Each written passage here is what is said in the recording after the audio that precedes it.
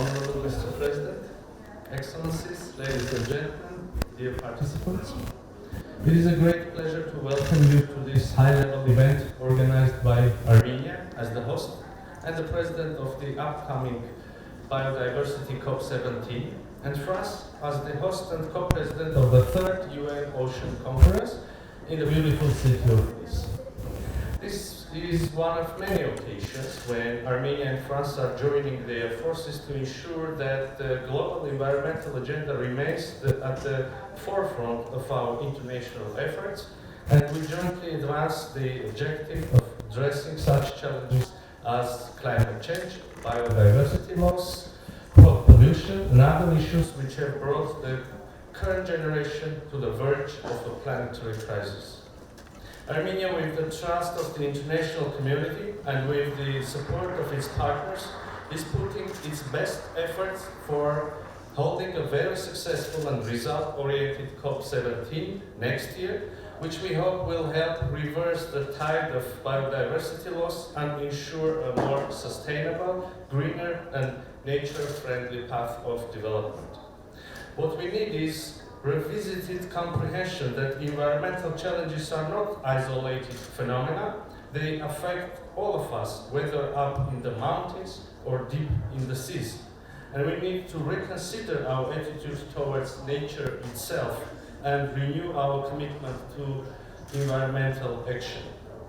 In this context, COP17 in Armenia will serve as a crucial milestone. It will bring together parties, governments, public and private stakeholders, indigenous peoples and local communities in the global review of our collective and individual achievements in implementing the Convention on Biological Diversity and the Kunming-Montreal Global Biodiversity Framework.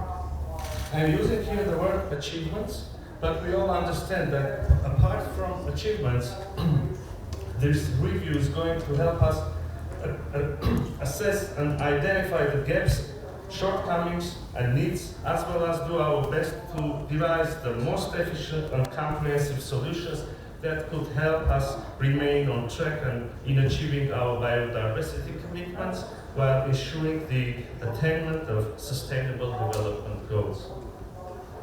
The discussions and deliberations here at the Ocean Conference are extremely relevant to COP17 objectives, as ocean biodiversity is an essential pillar of global biodiversity preservation.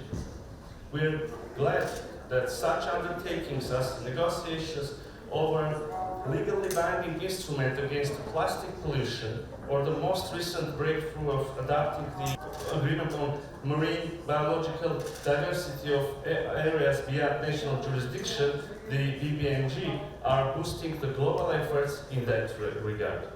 I would like to thank France for being a strong voice behind the two processes, as we actively engage in both processes and have just yesterday signed the BBNG to show that although Armenia is a landlocked developed country with predominantly mountainous terrain, we share the common concern of preserving marine biodiversity as a common heritage and an important environmental domain.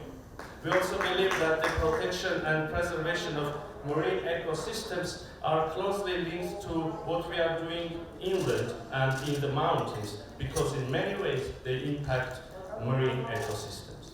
This high-level discussion is precisely about identifying the deep interconnections between marine and terrestrial ecosystems and their interrelated vulnerabilities, and considering the ways of ensuring more comprehensive and integrated approaches to global environmental issues.